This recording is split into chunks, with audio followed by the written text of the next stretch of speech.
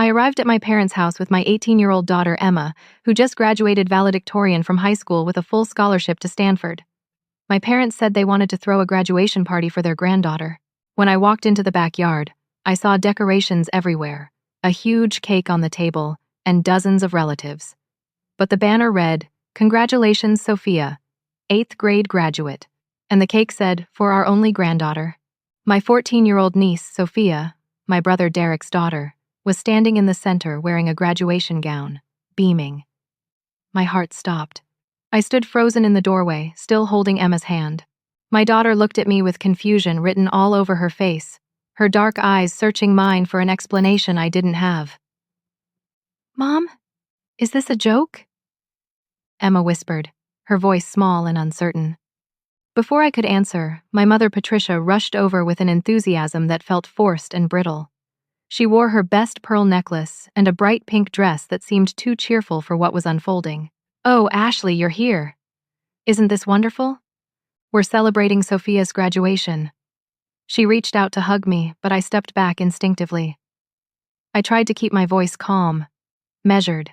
"Mom, you told me you were throwing a party for your granddaughter who just graduated." Patricia waved her hand dismissively, like she was shooing away a fly. "Well, Sophia is graduating 8th grade. That's still graduating, honey. Don't be so literal about everything." I felt Emma's hand tighten in mine. My daughter had worked herself to exhaustion for 4 years. She'd maintained a 4.0 grade point average while serving as student council president, volunteering at the Children's Hospital every weekend, and tutoring struggling students after school. She'd applied to 12 universities and gotten into 10 of them. Stanford had offered her a full academic scholarship, covering tuition, room, and board. It was everything Wed dreamed of since she was small. This favoritism wasn't new. I'd lived with it my entire life. Growing up, my brother Derek got a brand new car when he turned 16. I got nothing and was told I should be grateful my parents let me borrow their old sedan sometimes. Derek's college tuition was paid in full by our parents. I worked 3 jobs to put myself through nursing school, studying between shifts at the diner, the library, and the grocery store where I stocked shelves at night. But I'd worked hard. I'd become a registered nurse. I'd raised Emma as a single mother after my husband died in a car accident when she was only 3 years old. Wed struggled, yes, but Wed made it. And Emma had excelled despite everything. She was kind, brilliant, driven. I was so incredibly proud of her. The party continued around us. Relatives I hadn't seen in months mingled near the punch bowl. Children ran through the yard playing tag. A DJ was set up in the corner, playing pop music. There were at least 50 people here. My brother Derek appeared beside us, putting his arm around my shoulders in a gesture that felt condescending rather than affectionate. He was tall like our father, with the same broad shoulders and easy confidence that came from never being told no. "Come on, sis, don't be petty. 8th grade is a big deal for Sophia. She worked really hard this year." His tone suggested I was being unreasonable. I looked at my daughter. Emma was trying so hard not to cry, blinking rapidly and staring at the ground. Her graduation had been 3 days ago. She'd given a speech as valedictorian in front of 423 graduating seniors and their families. She'd talked about perseverance and community and hope. I'd cried through the whole thing. My parents hadn't come. They'd said they had a conflict, something they couldn't reschedule. Now I understood what that conflict had been. They'd been planning this. My father Robert stood near the cake table, raising his glass. He was a tall man with silver hair and the kind of commanding presence that made people listen when he spoke. Everyone, can I have your attention, please?" The crowd quieted. "I want to make a toast to our brilliant granddaughter, Sophia. We are so proud of you, sweetheart. Graduating 8th grade with honors, making the volleyball team, being such a wonderful young lady. Here is to you." Everyone raised their glasses. To Sophia. Not once did he mention Emma. Not once did he even glance our way. Emma's voice was barely audible. "Mom, I want to leave. Just a few more minutes, baby. Let me try to talk to them." I squeezed her hand, trying to transfer strength I wasn't sure I had. I pulled my mother aside, away from the crowd, near the rose bushes that lined the fence. "Mom, Emma graduated as valedictorian. She's going to Stanford on a full scholarship. Why didn't you mention that? Why didn't you tell anyone?" My mother's face hardened, her smile disappearing like it had never existed. Ashley, you always make everything about you. This is Sophia's day. Can't you just be happy for your niece? I am happy for Sophia. But you told me this party was for Emma. I said granddaughter. Sophia is my granddaughter. I never specifically said Emma's name. Her eyes were cold, calculating. This had been deliberate. The realization hit me like ice water. You lied to me. I didn't lie. You assumed. She started to walk away. I grabbed her arm gently, but firmly. Mom, wait. Why would you do this? She pulled away from my grasp, her voice sharp. Because everything doesn't revolve around you and Emma, Ashley. Your brother's family matters too. Sophia deserves to be celebrated. So does Emma. Emma already has everything. She got that scholarship, didn't she? She doesn't need a party. I stood there, speechless. Before I could respond, I heard my brother's voice nearby. He was talking to our Uncle Tom by the beverage table, not bothering to keep his voice down. Yeah, Mom and Dad didn't want to waste money on a party for Emma. She's already got everything handed to her with that scholarship. Sophia actually needs the encouragement, plus you know how Mom feels about it. Derek took a sip of his beer, completely casual. Uncle Tom looked uncomfortable. What do you mean? Derek shrugged. Emma isn't really Dad's granddaughter anyway. Different last name, different father who's dead. Sophia is the real family legacy, you know? The Thompson name continues through her. I felt like someone had punched me in the stomach. All the air left my lungs. But worse, so much worse, was the small gasp beside me. Emma had followed me. Shed heard everything. Tears were streaming down her face, and she wasn't blinking them away anymore. She was just standing there, shoulders shaking, looking at her uncle with an expression of absolute devastation. Derek finally noticed us. His face went red, but he didn't apologize. He just looked away and took another drink. That was the moment something inside me snapped. I walked directly toward the center of the party, Emma's hand still in mine. My daughter tried to pull back, but I squeezed gently and kept moving forward. I positioned myself right in front of the cake table, where everyone could see me clearly. Everyone, can I have your attention, please? My voice was louder than it intended, but it cut through the music and conversation immediately. The DJ lowered the volume. Conversations stopped mid-sentence. 50 faces turned toward me. Emma whispered urgently, Mom, what are you doing? Something I should have done years ago. I said quietly, then addressed the crowd again. I just want to make a brief announcement. My mother started moving toward me, her face panicked. Ashley, this is not the time. Actually, Mom, this is exactly the time. I kept my voice calm, even pleasant.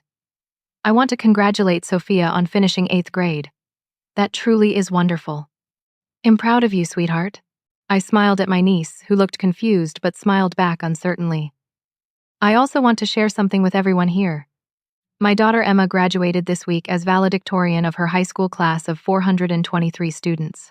She maintained a perfect 4.0 grade point average throughout all 4 years, while working part-time, volunteering at Children's Hospital, tutoring struggling students, and serving as student council president. I could hear murmuring in the crowd. Several relatives looked shocked. Emma earned a full academic scholarship to Stanford University, one of the most prestigious schools in the country. She'll be studying biochemistry with the goal of eventually going to medical school. Her graduation was 3 days ago. She gave a beautiful speech about community and perseverance that made everyone in that auditorium cry. My Aunt Linda, my father's older sister, started clapping. Then Uncle Tom joined in. Then several cousins. Soon about half the party was applauding, looking between me and my parents with obvious confusion. My mother's face had turned bright red. Ashley, that's enough. This is completely inappropriate. What's inappropriate, Mom? Mentioning my daughter's achievements at a family gathering? Sharing good news with people who supposedly love us? You're stealing Sophia's spotlight. You've always been jealous of your brother. Her voice was rising, becoming shrill. Derek pushed through the crowd to stand beside our mother. Seriously, sis, this is classless. You're embarrassing yourself. Let Sophia have her moment. Emma's moment was supposed to be today too, according to the invitation Mom sent me. The invitation that said, and I quote, "Come celebrate our granddaughter's graduation." Tell me, Derek, how is that not misleading? My mother sputtered. I never specifically said Emma's name. That's when Aunt Linda spoke up, her voice firm and clear. Wait just a minute, Patricia. You told me on the phone last week that this party was for both girls. You said we were celebrating graduations, plural. I specifically remember because I asked if I should bring 2 gifts. Uncle Tom nodded. You told me it was for the high school graduate. You said your granddaughter was graduating high school and going to college. Other relatives started murmuring agreement. Several people pulled out their phones, presumably checking the messages or invitations they'd received. My mother looked trapped, her eyes darting around for an escape. Derek tried to defend her. You all just misunderstood. Mom wouldn't lie about something like that, wouldn't she? The words came out before I could stop them. My father finally spoke, his voice booming across the yard. That is enough, Ashley Marie Thompson. You will not disrespect your mother in front of the entire family. I turned to face him directly. I haven't disrespected anyone, Dad. I've simply told the truth. Something this family seems to have trouble with. You're being dramatic and ungrateful. We invited you to a nice party and you're causing a scene. He crossed his arms, using his height to try to intimidate me the way he had when I was a child. But I wasn't a child anymore. Ungrateful. I felt Emma squeeze my hand, giving me strength. Ungrateful for being lied to? For having my daughter's accomplishments completely ignored? For listening to my brother say that Emma isn't really your granddaughter because she has a different last name? Several relatives gasped. Aunt Linda's hand flew to her mouth. Derek's face went pale. You weren't supposed to hear that. But I did. And more importantly, Emma did. I looked at my daughter, whose face was streaked with tears. My 18-year-old daughter, who has worked harder than anyone I know, who lost her father when she was 3 years old and never complained, who turned grief into motivation and became extraordinary despite every obstacle, heard her uncle say she's not real family. The silence that followed was deafening. I took a deep breath. We're leaving.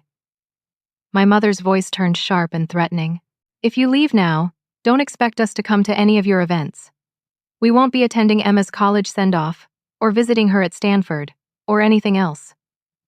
I stopped at the gate and turned back. For just a moment I considered backing down, apologizing, smoothing things over the way I'd been doing my entire life. Then I looked at Emma's face and knew I couldn't. I wouldn't dream of inviting you, I said clearly and walked out. We'd barely reached the car when my phone started buzzing. I pulled it out, expecting a call. Instead, it was a notification from a group text. The family group chat that included 23 relatives. The message was from my mother. I'm sorry everyone had to witness Ashley's meltdown today. This is exactly why Derek has always been easier to love. Ashley has always been dramatic and ungrateful. We gave her a place at Sophia's party and she couldn't even be gracious about it. Some people are just born difficult. I'm sorry you all had to see that side of her. We tried our best. The text was clearly meant for me to see. A public humiliation. Emma was reading over my shoulder. She made a small sound, something between a sob and a gasp, and turned away from me to stare out the window. I started the car with shaking hands and drove us home in complete silence. The drive home felt like it took hours even though it was only 20 minutes. Emma stared out the window the entire time. Not speaking. Not moving. I kept glancing at her, trying to think of what to say, but words felt inadequate. When we pulled into our driveway, Emma unbuckled her seatbelt and went straight inside, not waiting for me. I heard her footsteps on the stairs, fast and deliberate. Then the sound of her bedroom door closing, not slamming, just closing with a quiet click that somehow felt worse. I sat in the car for a few more minutes, my hands still gripping the steering wheel, staring at our small house. We'd lived here for 12 years. I'd bought it with money from my husband's life insurance policy, determined to give Emma stability after losing her father. It was a modest 2-bedroom ranch with blue siding and white shutters. The lawn needed mowing. The porch steps needed repairs. But it was ours, paid for with grief and determination. Inside, I walked to Emma's door and knocked softly. Baby, I want to be alone, Mom. Her voice was muffled, thick with tears. Can I bring you anything? Some water or food. Or I just want to be alone. Please? I pressed my forehead against her door, willing her to feel my love through the wood. Okay, I'm here if you need me. No response. I went to my own room, changed out of the dress I'd worn to what was supposed to be my daughter's celebration, and lay on my bed staring at the ceiling. My phone kept buzzing with messages from the family group chat. I turned it face down, unable to look. Eventually, exhaustion took over, and I fell into a restless sleep. The next morning, I woke early out of habit. Years of nursing shifts had trained my body to rise before dawn.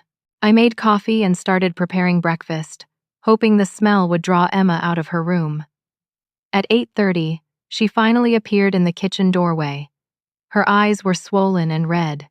She'd been crying all night. Morning, sweetheart? I made pancakes, your favorite. I tried to sound cheerful. Emma sat down at the table slowly, like her body hurt. She didn't touch the food. Mom, I don't want to go to Stanford anymore. My coffee mug stopped halfway to my mouth. What? Why would you say that? What's the point? Her voice was flat, emotionless. Grandma and Grandpa don't care. Uncle Derek thinks I have everything handed to me. Maybe they're right. Maybe I don't deserve it. Maybe the scholarship was a mistake. I set down my mug and moved to sit beside her, taking her hands in mine. They were cold. Emma, no. That scholarship wasn't a mistake. You earned every bit of it. You're brilliant and hardworking, and then why don't they love me? The question came out as a whisper. Why am I not enough? My heart shattered. Baby, you are more than enough. You've always been enough. This isn't about you. This is about them. How do you know? She finally looked at me, and the pain in her eyes was unbearable. How do you know it's not me? Maybe I'm just not the kind of granddaughter they wanted. Maybe if Dad were still alive. If I had the Thompson name. If I were more like Sophia. Stop. I squeezed her hands firmly. Don't you dare doubt yourself because of their blindness. But I could see the damage went deeper than one party. This was about a lifetime of small slights, forgotten birthdays, missed events, the casual preference for Sophia that Emma had endured without complaint. After Emma went back to her room, barely touching her breakfast, I sat at my computer. I needed to think, to process, to understand how we'd gotten here. I opened a blank document and started making a list. Every instance of favoritism I could remember over the past 35 years. Every broken promise. Every time my parents had chosen Derek over me. Derek's wedding. They'd paid $30,000 for a lavish reception at the country club with 200 guests. My wedding. They'd given me $500 and said, "You're always so good with money, Ashley. We know you'll make it work." Derek's first house. They'd given him $50,000 for a down payment. When Emma broke her arm in 3rd grade and I'd been hit with $5,000 in medical bills because my insurance deductible was so high, I'd asked my parents for help. They'd said they were financially stretched and couldn't assist. Derek had gotten our grandmother's antique furniture when she died. Family heirlooms worth thousands. I'd gotten a box of old photographs and a note saying, "We thought you'd appreciate the memories." Derek's kids got birthday checks for $200 every year. Emma got a card, sometimes. The list went on and on. 3 pages, single-spaced. I had receipts, text messages going back years, emails where my mother had made excuses, or my father had promised things he never delivered. Around noon, Emma came back downstairs. She looked a little more composed, but still fragile. "Mom, I need to tell you something." "What is it, honey?" She sat across from me at the kitchen table, twisting her hands together nervously. Stanford sent information about family weekend. It's in August, right before school starts. They encourage families to come, to meet professors, and see the campus and bond with other families. It's supposed to be this big, important event. I nodded, waiting. I told them my grandparents couldn't come. I said they had a conflict. Her voice cracked. I didn't want them there anyway. But Mom, it's supposed to be this special time, and I should be excited, and instead, I just feel empty. They took that from me. This should be the happiest time of my life, and I can't even enjoy it because all I can think about is that they don't care. That was it. That was the moment I decided. I pulled out a fresh sheet of paper. Emma, I need to write a letter. To who? To my parents. To say everything I've never said. Not yelling, not at a party where everyone can hear. Just the truth. Clear. Documented. Everything. Emma watched me for a long moment. Will it help? I don't know. But I need them to see it. I need them to understand what they've done. Not just to me, but to you. I started writing that afternoon. The words poured out of me, 35 years of silence breaking open like a dam. The letter wasn't angry. It was factual, precise. I documented everything with dates and specifics. I didn't curse or call names. I just told the truth. It began. Mom and Dad, this is not written in anger. This is written in clarity. I wrote about the party deception, how they deliberately misled me, manipulated the situation to humiliate Emma. I wrote about the financial inequality, documented amounts, dates, the clear pattern of investing in Derek while leaving me to struggle. I wrote about emotional favoritism, specific examples of Derek being praised while I was ignored, criticized, or dismissed. I wrote about the impact on Emma, how their favoritism had damaged a child who only ever wanted to be loved by her grandparents. I wrote about the pattern, how this wasn't about one party, but about a lifetime of being treated as less than. And finally, I wrote about my decision, that I was done trying to earn love that should have been freely given, that Emma and I were going to build a beautiful life without them in it. The letter took 3 days to write. I revised it constantly, making sure every word was deliberate, every claim backed by evidence. On the 3rd day, as I was finishing the final paragraph, Emma found me at the computer. Is that the letter? Yes. She read it silently over my shoulder. I watched tears fall onto her shirt, but she didn't make a sound. When she finished, she was quiet for a long time. Mom, I never knew all of this. I never knew how bad it was growing up for you. I tried to shield you. I wanted you to have grandparents, even if they weren't perfect. They don't deserve you, Emma said fiercely. Then, quietly, can I add something to the letter? Of course, baby. Emma sat down and wrote her own page. She addressed it to her grandparents directly. She wrote about always trying to be perfect to earn their love, about noticing they never came to her school events but attended all of Sophia's, about how they'd forgotten her birthday 3 years in a row but never missed Sophia's, about how Shed stopped expecting them to be proud of her, about how the party had broken something she didn't even know she was still protecting. She ended with, I don't want your apology. I just want you to know that you lost someone who would have loved you unconditionally. That was your choice. Now I'm making mine. We sat together reading both letters, tears falling on both our faces. Are you sure you want to send yours? I asked. Yes. I need them to know. And I need to let it go. Okay. Well, mail them tomorrow. Emma shook her head. No, Mom. Hand deliver them. Tonight. I want to be there when they read them. I was surprised but incredibly proud. Are you sure? I'm sure. I'm 18. I'm an adult. I want to stand with you. We were gathering our things, preparing to leave, when the doorbell rang. I opened it to find Derek standing on my porch. He looked uncomfortable, shifting his weight from foot to foot. Can I come in? I need to talk to you. His voice was urgent. I let him in, suspicious. Emma came to stand beside me. Derek sat heavily on our couch, running his hands through his hair. Mom and Dad called me. They're planning something, Ashley. Something big. What are you talking about? He looked genuinely distressed. They're going to report you to your nursing board. They're going to say you're unstable, that you made threatening statements at the party, that you're not fit to work with patients. Mom has been calling relatives all week, asking them to back up her story. She's building a case. She wants to get you fired. The room tilted. I grabbed the back of a chair to steady myself. Emma gasped. They wouldn't do that. Derek looked miserable. I told them not to. I said it was too far, that it was crazy. But Dad said you needed to learn respect. He said if you were going to embarrass them publicly, they'd return the favor. I'm sorry, sis. I should have stood up for you years ago. But I didn't. I let this happen. I benefited from it. But this crosses a line. My nursing license, my career, everything Id worked for. They were going to try to destroy it because Id dared to tell the truth. Derek pulled out his phone. I recorded Mom's phone call to me. The one where she laid out the whole plan. I thought you might need it. He played the recording. My mother's voice was clear, methodical, detailing exactly how she planned to destroy my career. Shed fabricated incidents, invented patient complaints, created an entire narrative of incompetence and instability. Emma was shaking beside me. How could they do this? Derek stood up. Because they're not used to being challenged. Because they've always gotten their way.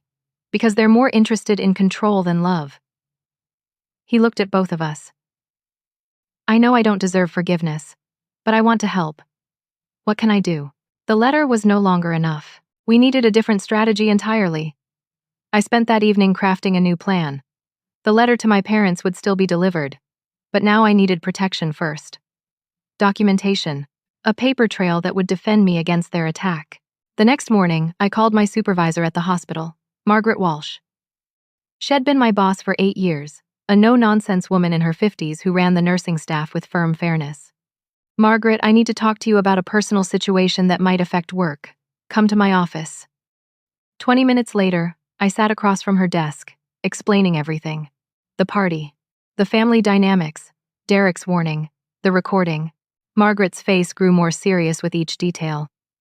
When I finished, she leaned back in her chair. Ashley, you're one of my best nurses. Your patient reviews are excellent. Your record is spotless. But if someone files a formal complaint, I have to investigate. Even if it's clearly vindictive. I understand. Here is what we're going to do. You're going to file a preemptive report with HR. Document the harassment. Include that recording your brother made. Create a timeline of events. Get ahead of this before she can. I spent the rest of the day at the hospital, working with HR to document everything.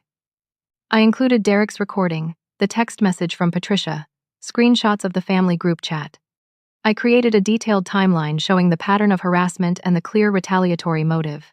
The HR director, a kind woman named Sarah Martinez, took it all seriously. This is clearly a family dispute that someone is trying to weaponize against your employment. Well, flag this in your file as potential false allegations. If your mother calls, well, be ready. With that protection in place, I turned to gathering support from family members who'd witnessed the party. I called Aunt Linda first. She answered on the second ring. Ashley, honey, I've been thinking about you all week. That party was unconscionable. Aunt Linda, I need your help. I explained what my parents were planning. Her response was immediate. I'll give a statement. I'll testify if needed. I've watched them treat you like you're disposable for your entire life. It stops now. Uncle Tom said the same. So did 3 cousins who'd been at the party. They were all willing to document what they'd witnessed, what my mother had told them, the lies that had been exposed. By evening, I had written statements from 6 family members. All of them contradicted whatever narrative my parents might try to build. I returned to the letters, added appendices, documentation, evidence. This wasn't just an emotional plea anymore. It was a legal defense. Emma sat with me as I worked, sometimes helping, sometimes just being present. Around 9 that night, she asked, Mom, are we really going to do this? Do what, sweetheart? Cut them out completely. Never talk to them again. Just walk away. I stopped typing and turned to face her. Do you not want to? She thought for a long time. I want to stop hurting. I want to stop hoping they'll change. I want to stop feeling like I'm not good enough. If that means walking away, then yes. But it's scary. They're my grandparents. I know it's scary. It terrifies me too. I took her hand. But baby, sometimes the most loving thing we can do for ourselves is recognize when a relationship causes more harm than good. Will it always hurt this much? No. I promise you. It won't. It'll hurt less every day, and eventually, you'll realize you're free. That night I finalized both letters. Mine was 10 pages, single-spaced, with appendices. Emma's was 2 pages of raw emotion. Together, they told the complete truth. The next evening, we drove to my parents' house. Derek followed in his own car. Head insisted on coming, on being there, on finally standing up. It was 7:15 when we arrived. The sun was setting, casting long shadows across their perfectly manicured lawn. The house where I grew up looked the same as always, big, impressive, cold. I rang the doorbell holding the sealed envelope containing both letters.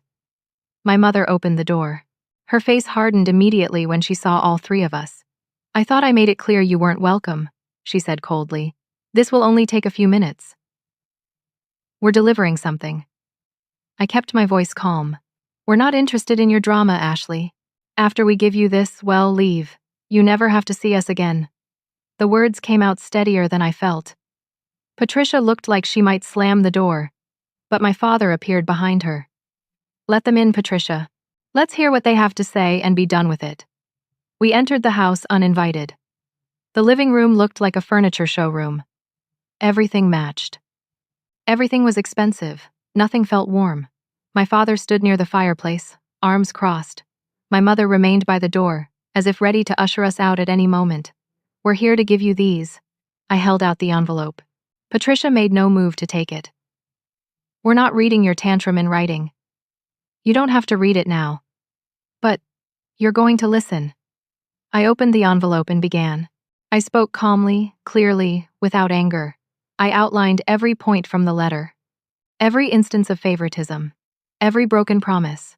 The financial inequality documented with dates and amounts. The emotional damage. The impact on Emma. The party deception. The plan to destroy my career. Patricia tried to interrupt multiple times. I held up my hand. "I'm not finished." I spoke for 15 minutes straight. Derek stood beside me, nodding occasionally. Emma held my hand, silent but present. When I finished, the room was quiet except for the ticking of the grandfather clock in the corner.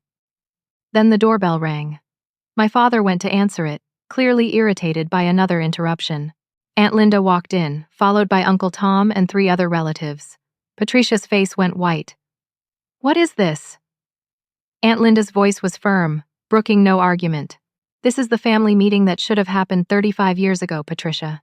Uncle Tom stepped forward. "We've all watched you treat Ashley like she's disposable while Derek can do no wrong. We've stayed quiet because it wasn't our place.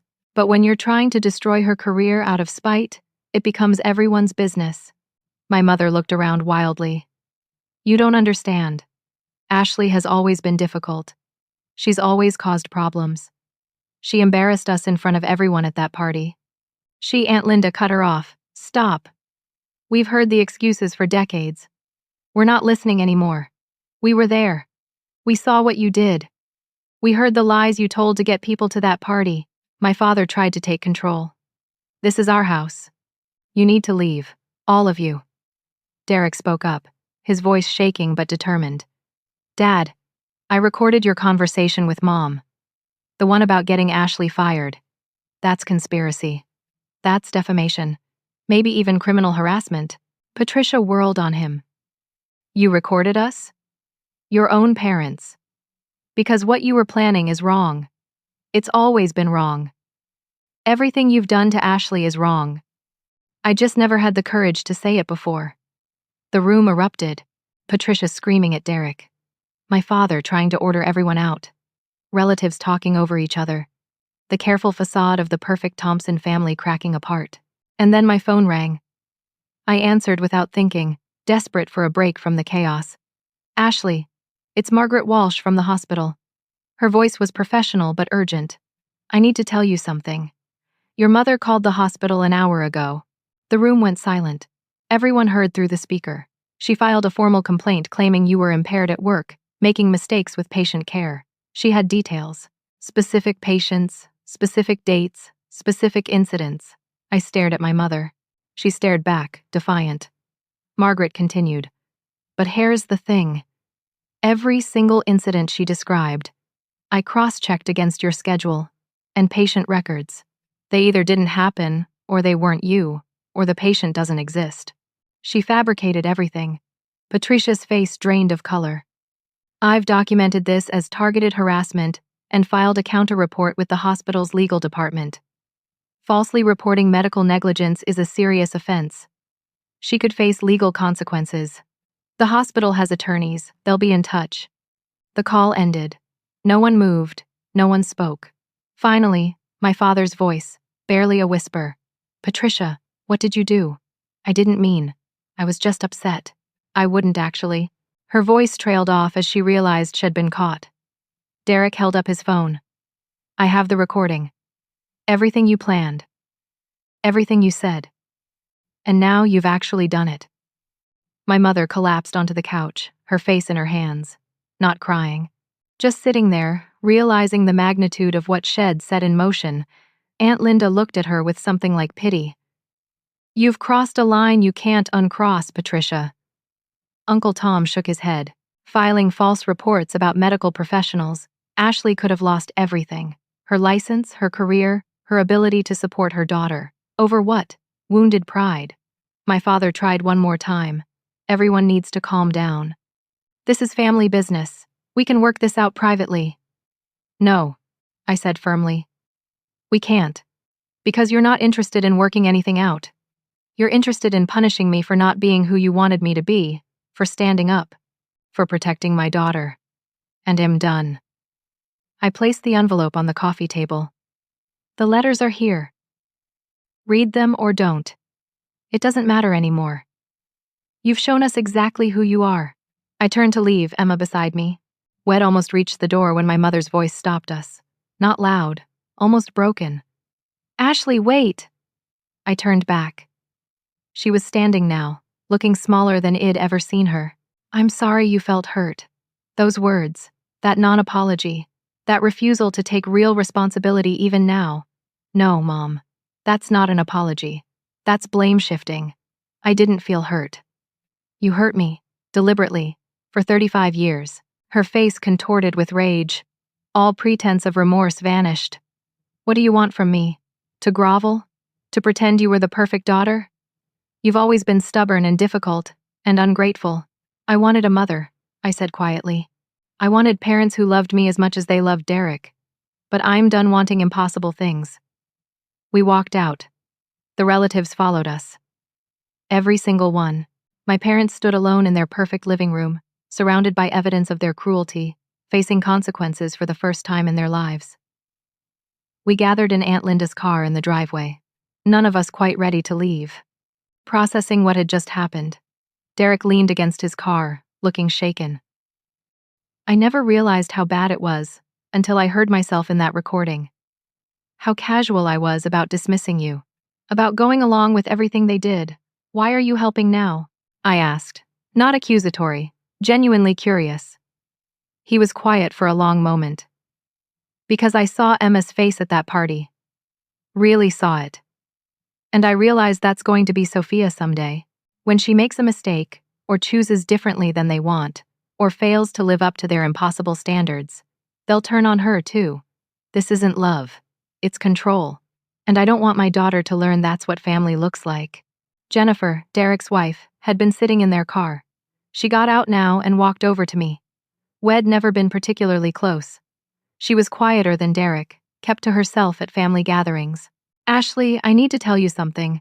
Patricia called me last week. She asked me to tell the hospital that I'd witnessed you drinking before work. She wanted me to say I'd seen you intoxicated at family events and was worried about your patients. My stomach dropped. What did you say? I said no. I told her that was a lie and I wouldn't be part of it. She got angry and hung up on me. I should have warned you then.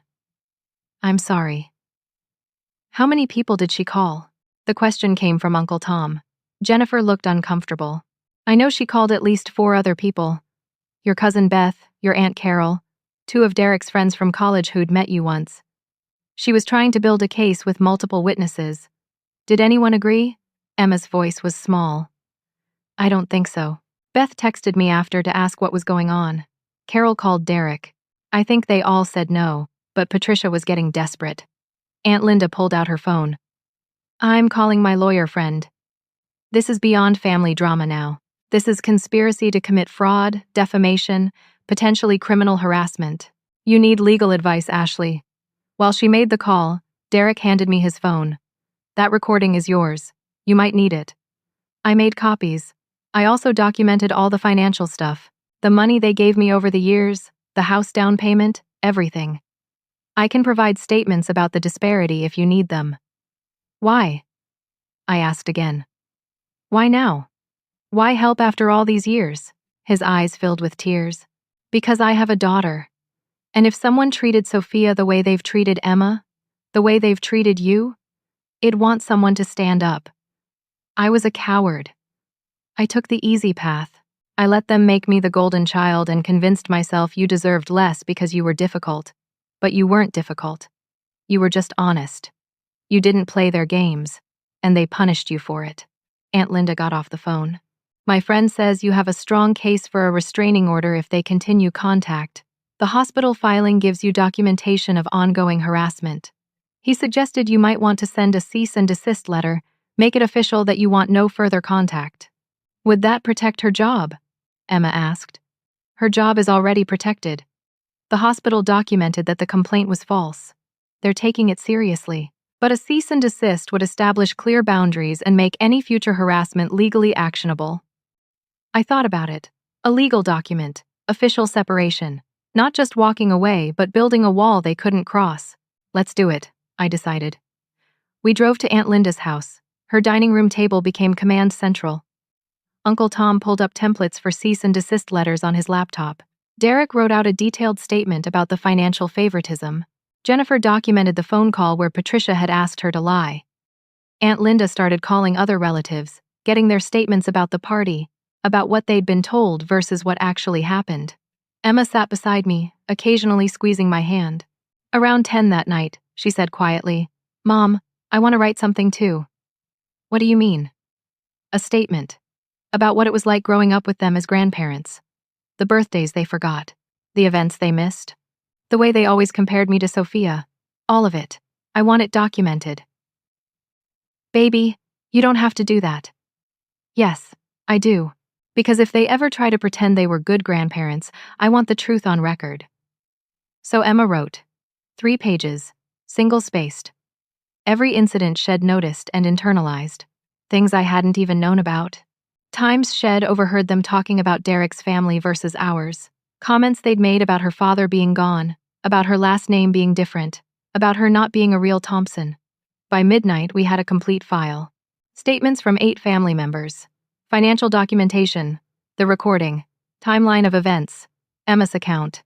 My nursing records, showing a spotless work history.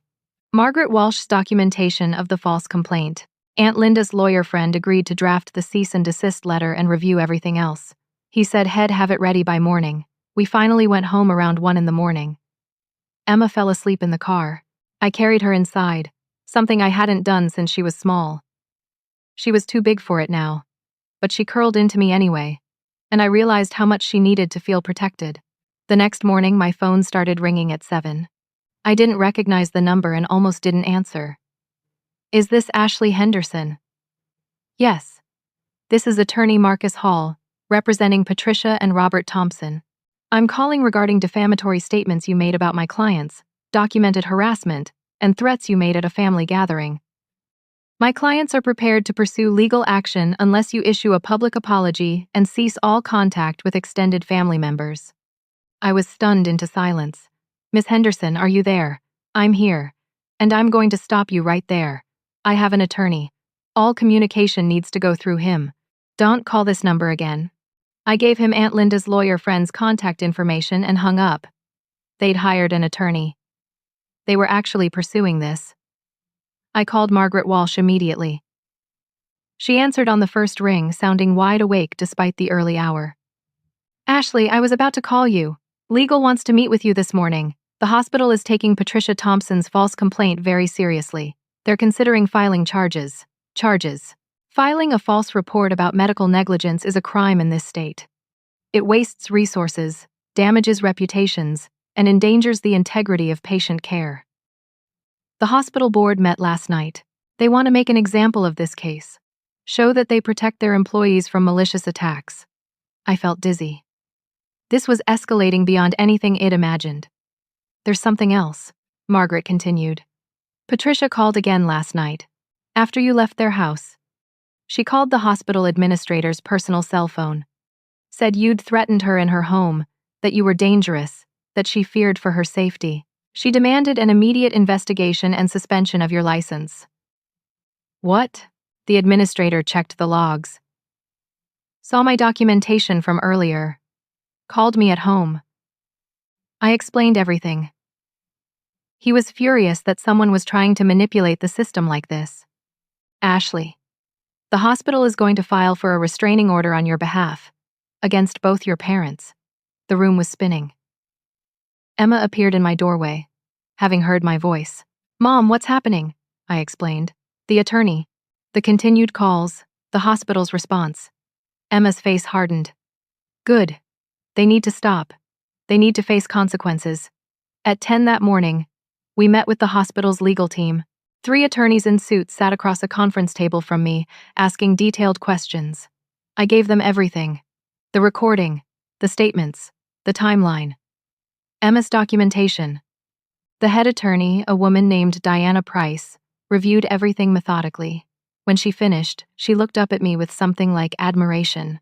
Miss Henderson, you've documented this exceptionally well. This is clearly a pattern of harassment culminating in criminal behavior. We're going to pursue this aggressively, not just for you, but because this kind of attack on medical professionals cannot be tolerated. What does that mean? It means we're filing charges. False reporting, attempted fraud, harassment. We're also filing for a restraining order requiring your parents to stay at least 500 feet away from you, your daughter, your home, and this hospital. We're sending a cease and desist letter with legal teeth. And we're prepared to sue for defamation if they continue making false statements about you. I should have felt relieved. Instead, I felt overwhelmed. They're my parents, I heard myself say. Diana's expression softened slightly. I understand that makes this difficult. But Miss Henderson, they tried to destroy your career out of spite. They fabricated patient complaints. They called multiple times trying different angles. This wasn't a momentary lapse. This was calculated, sustained harassment. You have every right to protect yourself. Emma spoke up from beside me. Do it. Protect her. Protect us. They've had 35 years to be better. They chose this. At noon, the cease and desist letters were served, both to my parents directly and to their attorney. The letters were clear. No contact. No third-party contact. No statements about Ashley Henderson or Emma Henderson to any person or organization. Violations would result in immediate legal action. At 2 p.m, the hospital formally filed charges with the county prosecutor. At 4, the restraining order was granted by a judge, effective immediately. By 5 that evening, my parents knew they were facing criminal charges, a restraining order, and potential civil lawsuits. Derek called me around 6. Ashley, they're panicking. Mom is hysterical. Dad is threatening to countersue everyone. Their attorney is telling them they have no case. It's chaos. How do you know? Because they called me, begging me to talk to you, to get you to drop the charges.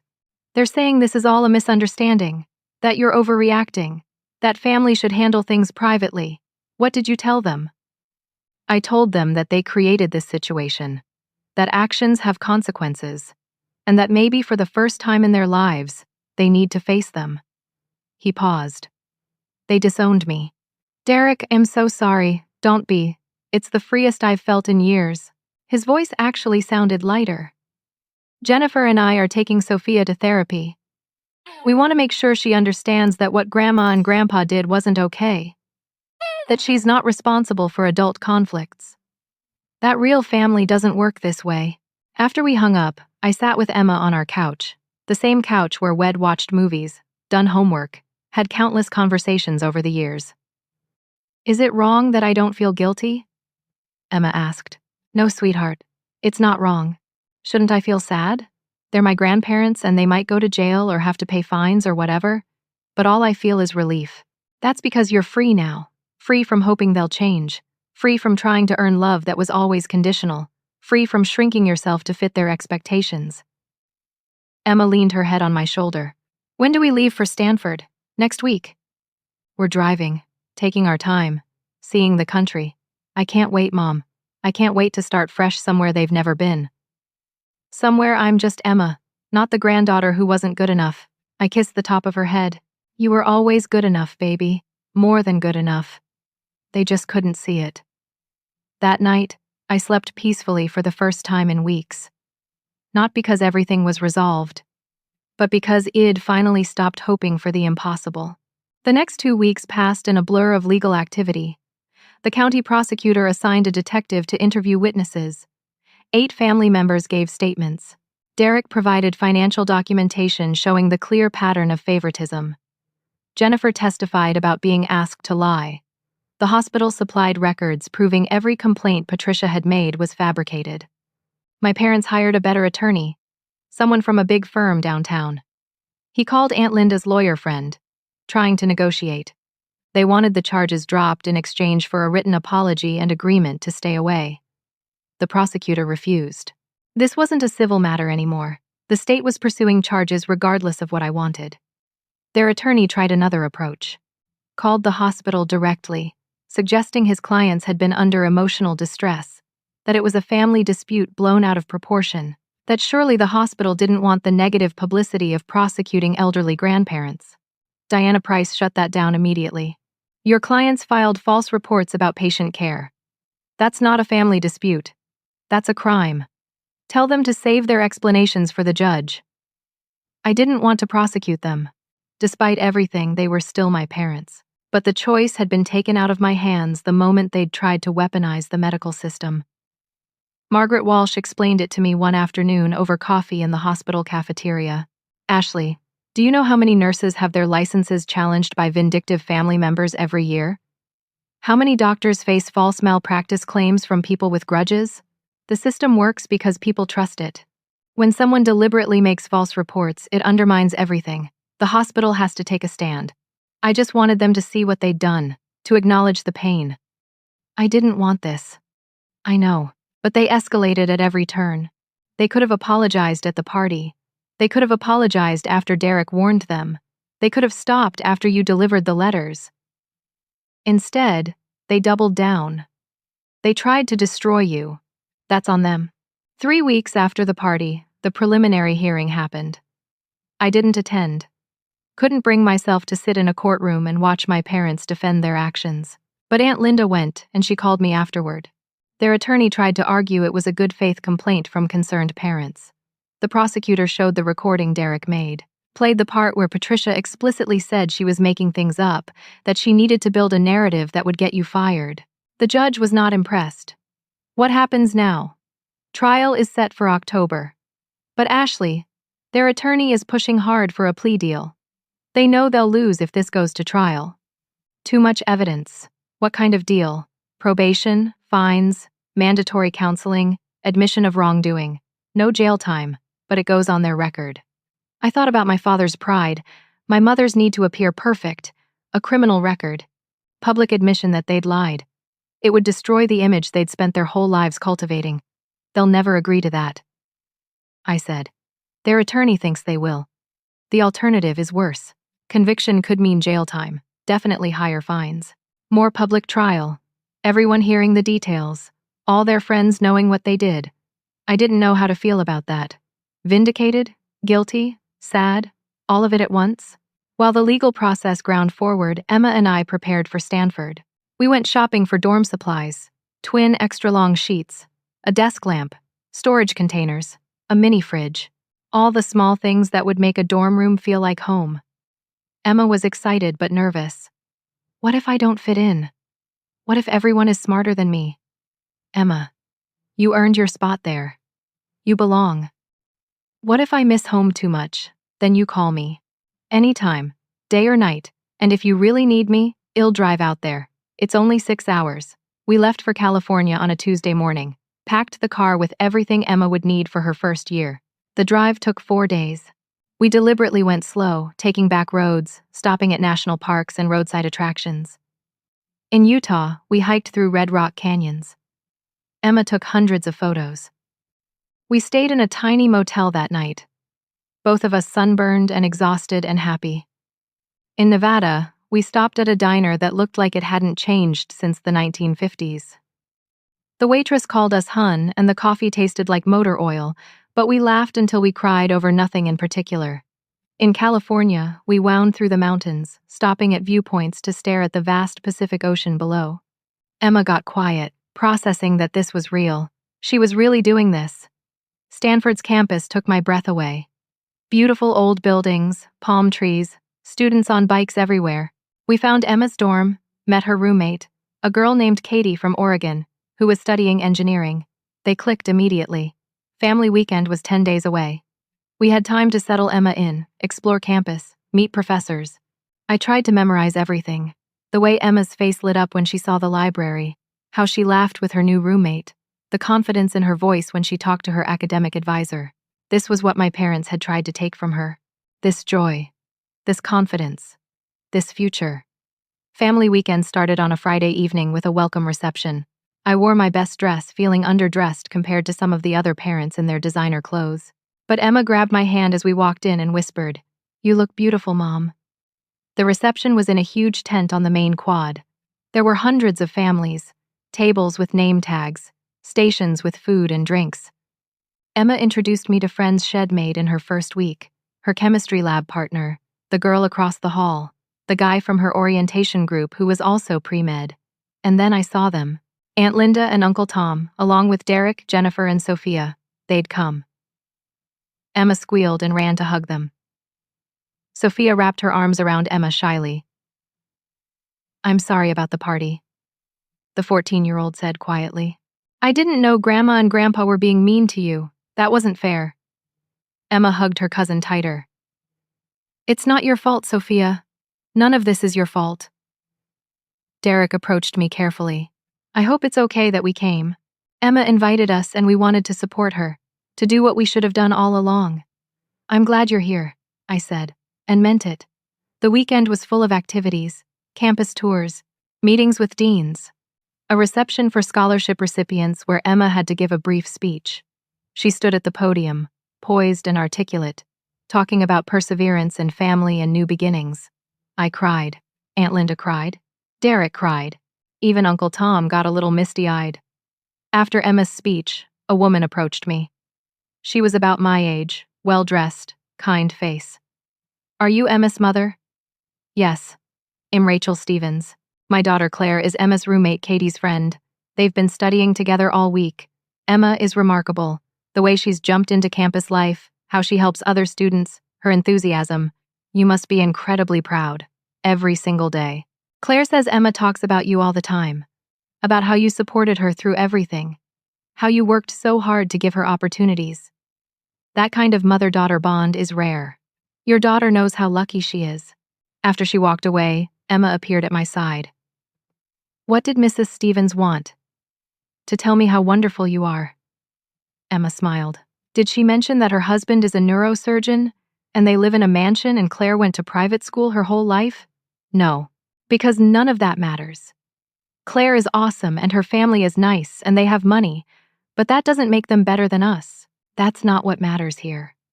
What matters is working hard and being kind and showing up. And Mom, we've always done that. We've always been enough." I hugged her tightly. This daughter Ho'd become so wise. On Saturday night, there was a formal dinner. All the families dressed up. The dining hall was decorated with flowers and candles. The dean gave a speech about excellence and community and the future. As I looked around the room, I realized something. Half of these families probably had their own struggles, their own complicated relationships, their own pain hidden behind nice clothes and polite smiles. Maybe some of them had parents who didn't support them either. Maybe some of them had fought hard to get here too. But tonight, in this moment, we were all here for the same reason: to celebrate our kids, to support their dreams, to be present. That's what my parents had never understood. Love isn't about money or status or carrying on a name. It's about showing up, being present. Celebrating the people you love for who they are, not who you want them to be. On Sunday morning, it was time to say goodbye. Emma's classes started Monday. I needed to drive back home. We stood outside her dorm, neither of us wanting to be the first to let go. I'm scared. Mom. Of what? Of failing. Of not being good enough. Of disappointing you. I held her face in my hands. Emma Henderson, you could never disappoint me. You are the best thing I've ever done. The best thing I'll ever do. And you're going to be amazing here. But even if you weren't, even if you struggled or changed your mind or decided this wasn't right for you, I would still be proud. Because you're brave enough to try. I love you so much. I love you more than words can say. We hugged one more time. Then I got in my car and drove away, watching Emma wave in the rearview mirror until I turned the corner and couldn't see her anymore. I cried for the first 20 miles. But they weren't sad tears. They were proud tears, grateful tears, free tears. Emma was going to be okay. Better than okay. She was going to thrive. And so was I. The drive back to Colorado took 2 days. I stopped whenever I felt like it. No schedule to keep. No one depending on me for the first time in 18 years. In a small town in Nevada, I had dinner at a local restaurant and struck up a conversation with the waitress. In Utah, I hiked a trail I'd wanted to try but never had time for. I was alone, but I wasn't lonely. When I got home, the house felt empty. Emma's room was still set up the way she'd left it, but her presence was gone. I stood in the doorway for a long time, remembering her as a little girl, as a teenager, as the young woman she'd become. My phone buzzed. A text from Emma. Made it through my first day of classes. Chemistry is hard, but I love it. Miss you. Thank you for everything. I texted back a string of heart emojis and, so proud of you, baby. The next morning, I returned to work. My colleagues welcomed me back warmly. Several had heard about what happened, through hospital gossip if nothing else. They were supportive, outraged on my behalf, protective. Margaret Walsh called me into her office at the end of my first shift back. How was Stanford? Perfect. Emma is exactly where she's supposed to be. Good. I'm glad. She paused. I need to update you on the legal situation. Your parents accepted a plea deal. My stomach clenched. What does that mean? Patricia pled guilty to filing a false report and attempted fraud. Robert pled guilty to conspiracy. They're both on probation for 2 years, have to pay substantial fines, are required to attend counseling, and they had to issue a formal written apology to you and to the hospital. It's on their permanent record. Do they have to go to jail? No. Part of the deal was no jail time in exchange for the guilty plea and the apology. But Ashley, the apology is real. Not one of those non-apology apologies. Their attorney made them write it properly. It acknowledges what they did, admits it was wrong, and takes full responsibility. She handed me an envelope. You don't have to read it now. Or ever. It's up to you. I took the envelope but didn't open it. I wasn't ready. Over the next few weeks, I fell into a new routine. Work, home, phone calls with Emma. Occasional dinners with Aunt Linda and Uncle Tom, slowly building a life that was mine. Derek called one evening. Jennifer and I are taking Sophia to therapy every week, working through the family dynamics, helping her understand that love shouldn't be conditional, that the way our parents treated you wasn't okay. How is she doing? Better. She asks about Emma constantly, wants to know everything about Stanford. I think she looks up to Emma more than ever now. Emma would love that. She's always adored Sophia. Ashley. I'm in therapy too. Individual therapy. Trying to understand why I went along with everything for so long. Why I let them turn me into someone who dismissed his own sister's pain. Derek, you're doing the work now. That matters. Does it? Does it make up for 35 years of being complicit? I thought about that. No. It doesn't erase the past, but it changes the future. For you, for Sophia, for all of us. That's not nothing. We talked for another hour, really talked. About our childhood, about the patterns we'd learned, about breaking cycles. It was the most honest conversation we'd had in our entire lives. In October, I finally opened the letter from my parents. It was handwritten, which surprised me. My mother's careful script on cream-colored stationery. Dear Ashley, we are writing to offer our sincerest apologies for our actions. We were wrong, not just about the party or the phone calls to the hospital, but about everything. For 35 years we treated you as less important than your brother. We favored Derek financially, emotionally, and in every way that matters. We dismissed your accomplishments, ignored your struggles, and made you feel like you were never good enough. We especially apologize to Emma. She is our granddaughter, and we failed her completely. We missed her childhood because we were too focused on maintaining appearances and playing favorites. We hurt a child who only ever wanted to be loved by us. There is no excuse for that. The party was cruel, deliberately misleading you, creating a celebration for Sophia while ignoring Emma's far greater achievement, allowing relatives to believe the party was for Emma, was calculated and heartless. We see that now. Trying to get you fired was worse. It was vindictive, illegal, and designed to destroy your career out of spite. We were angry that you challenged us publicly, that you refused to play along with the family dynamics Wed created. We wanted to punish you. That is unforgivable. We have spent the last few months in counseling, separately and together. Our therapist has helped us understand that we repeated patterns from our own childhoods, that we confused control with love, that we damaged our family through our need to maintain a certain image. We know an apology cannot undo the damage. We know you have every right to never speak to us again. We are not asking for forgiveness or reconciliation. We are simply acknowledging the truth. We failed you as parents, and we failed Emma as grandparents. We hope that Emma succeeds at Stanford. We hope she has a beautiful life. We hope you both find happiness and peace. We are truly, deeply sorry. Patricia and Robert Thompson. I read it twice. Then I set it on the kitchen table and stared at it for a long time. It was a real apology. Specific. Accountable. No blame shifting. But it didn't change anything. Words on paper couldn't erase 35 years of pain. Acknowledgement didn't create a relationship where one had never really existed. I called Emma. She was between classes, walking across campus. Mom, is everything okay? Everything is fine. I just wanted to hear your voice. And to ask you something. Grandma and Grandpa sent an apology. A real one. If they wanted to try to rebuild a relationship, slowly, with boundaries, would you want that? Emma was quiet for so long I thought the call had dropped. No, she finally said. I don't think so. Maybe that makes me a bad person, but I don't have space in my life for people who made me feel worthless for 18 years. I'm building something new here. Something healthy. I don't want to risk that by letting them back in. You're not a bad person, sweetheart. You're protecting yourself. That's smart. What about you? Do you want to forgive them? I think I already have forgiven them, in a way.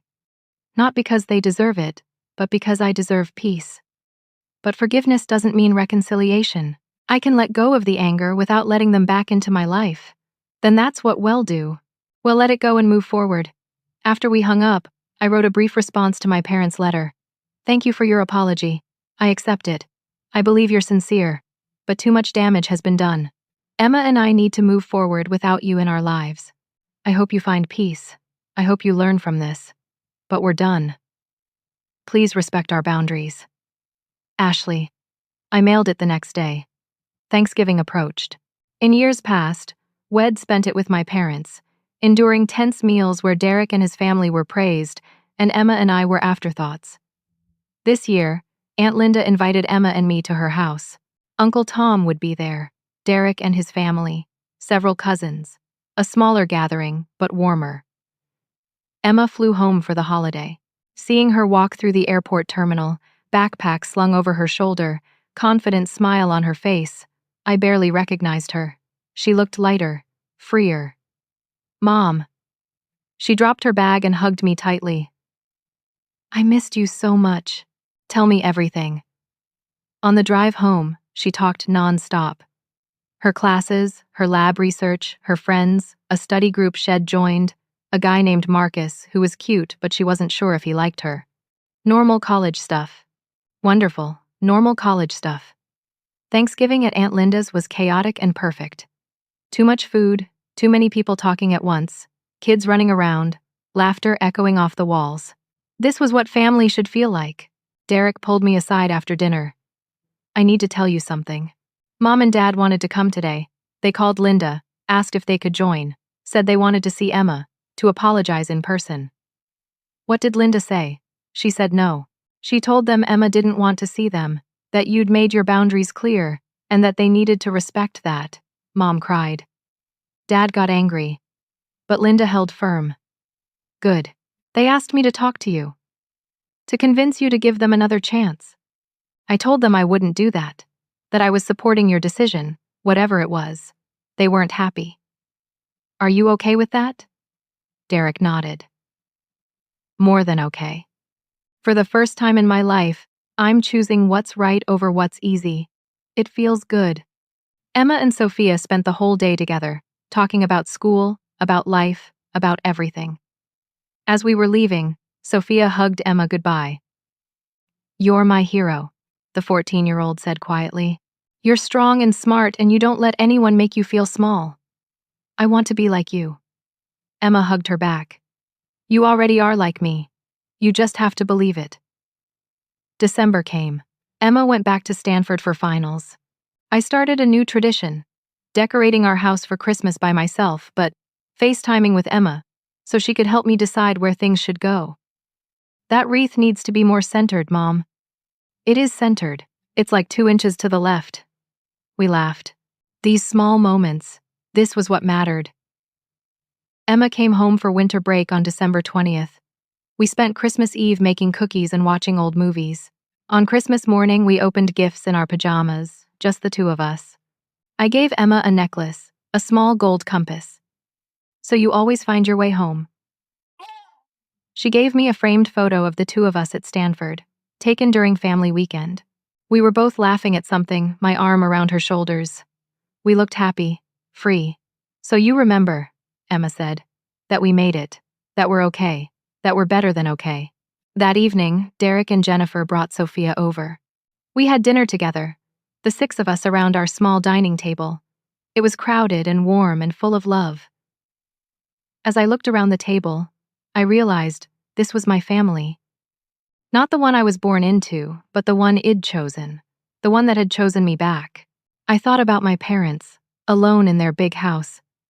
I wondered if they were thinking about us, if they regretted their choices, if they understood what they'd lost. I hoped they found peace. I hoped they learned, but I didn't need them to in order to be happy. Emma caught my eye and smiled. Mom, you okay? I'm perfect, baby. Absolutely perfect. And I was. The weeks passed. Emma returned to Stanford for spring semester. Her grades from fall were excellent. Shed joined a research lab studying genetic disorders. She called me 3 times a week, sharing everything. In February, I went on a date.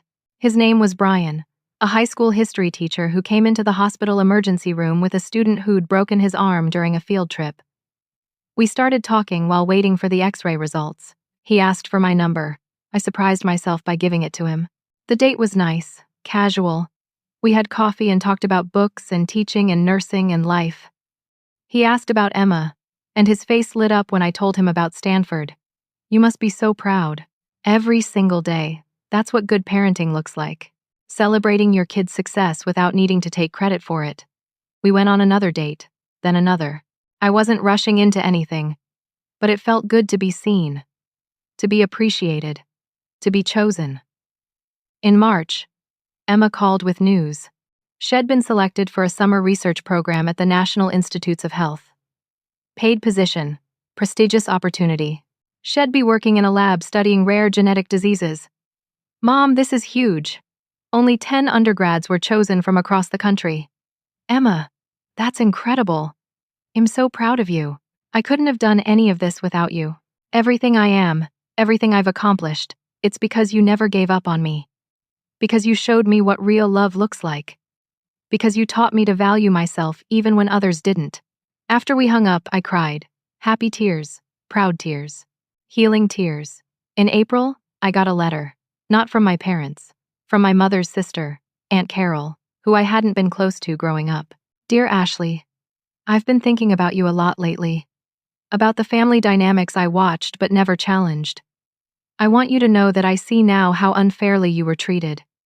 I'm sorry I didn't speak up. I'm sorry I participated in the favoritism by going along with it. You deserved better. Emma deserves better. I hope you're both well. If you're ever open to it, I'd like to get to know you both. Really know you, without all the baggage. No pressure. Just an offer. With love, Carol, I wrote back. A short note. Thank you for reaching out. I appreciate the apology. I'm not ready for a relationship yet, but maybe someday. Well, see. Baby steps, boundaries, protecting the peace Emma and I had built. In May, Emma came home for summer break before her research program started. She was different, more confident, more herself. College had been good for her. We spent her 2 weeks at home doing normal things. Shopping, cooking, watching shows, talking late into the night about everything and nothing. One evening, we sat on the back porch watching the sunset. Our neighborhood was quiet, peaceful. Mom, can I ask you something? Always. Do you regret how everything happened? With Grandma and Grandpa? I thought carefully. I regret that it had to happen. I wish they'd been different people. I wish they'd loved us the way we deserved. But I don't regret standing up. I don't regret protecting you. I don't regret choosing us. Me too, Emma said quietly. Sometimes I feel guilty for not missing them. Is that wrong? No, sweetheart. You can't miss what you never really had. They were physically present in your life, but they were never really there, not in the ways that mattered. I have you, though. I've always had you. And I've always had you. We're each other's person. We always will be. Emma leaned her head on my shoulder. We're going to be okay, aren't we? We already are okay. Better than okay. We're free. As the sun set behind the mountains, painting the sky in shades of orange and pink, I felt something I hadn't felt in years. Maybe ever. Peace. Not the kind of peace that comes from fixing everything, but the kind that comes from accepting what is, letting go of what can't be changed, and embracing what you've built. I'd spent 35 years trying to be enough for my parents, trying to earn love that was always conditional, trying to make them see me. But it'd been enough all along. Emma had been enough all along. The people who couldn't see that was their loss, their blindness, their limitation, not ours. I thought about everyone out there who might be struggling with similar dynamics, who might be trying to earn love from people who will never freely give it, who might be shrinking themselves to fit into spaces that were never meant for them. I wanted them to know, you are enough. You always have been. Your worth isn't determined by people who can't see it. Your value isn't diminished by those who refuse to acknowledge it. Sometimes the most loving thing you can do for yourself is recognize when a relationship causes more harm than good, when the cost of staying is greater than the pain of leaving. And sometimes the greatest victory isn't changing someone's mind about you. It's realizing you don't need them to in order to be happy. Family isn't just about blood. It's about presence. It's about showing up. It's about celebrating people for who they are, not who you want them to be. 2 years after the party, I received an invitation to Emma's undergraduate research symposium at Stanford. She was presenting her work on genetic markers for rare diseases. I flew out to California, sat in the audience as my daughter stood at a podium and presented complex research to a room full of professors and graduate students. She was poised, brilliant, confident. After her presentation, a professor approached me. Your daughter is exceptional. We're hoping she'll apply to our graduate program. We'd be lucky to have her. Thank you. She's worked incredibly hard. That's clear. But beyond the work ethic, she has something else. Compassion. Emotional intelligence. The ability to see people, not just problems. That's rare in this field. You raised someone special. Those words stayed with me. Because yes, Emma was special. But more than that, she was whole. Despite everything she'd been through, all the ways she'd been dismissed and devalued by people who should have loved her unconditionally, she'd remained kind, open, hopeful. That was the real victory. Not that we'd cut off my parents. Not that they'd faced consequences, but that Emma had emerged from all of it with her heart intact. That night, Emma and I had dinner at a small Italian restaurant near campus. Mom, thank you for coming. I wouldn't have missed it for anything. I've been thinking a lot about family lately. About what it means. About how we define it. What have you concluded? That you taught me the most important lesson. Family is who shows up, who celebrates your victories, who holds you through your pain, who sees you, really sees you, and loves what they see. Blood might make you related, but presence makes you family. I reached across the table and took her hand. You're the smartest person I know. I learned from the best. We finished dinner, walked through campus in the warm California evening, talked about her plans for medical school, her dreams for the future, and I realized this was everything I'd ever wanted. Not the big house, not the family that looked perfect from the outside, not the parents who finally recognized my worth, just this. My daughter and me. Building a life, creating our own definition of family, choosing joy over bitterness, choosing growth over resentment, choosing ourselves. That was the real happy ending. Not revenge, not vindication, not my parents finally understanding what they'd lost, but freedom, peace, the knowledge that we were enough, just as we were. And that, I realized, was the greatest victory of all. Have you ever had to set boundaries with family members who didn't respect you or your children?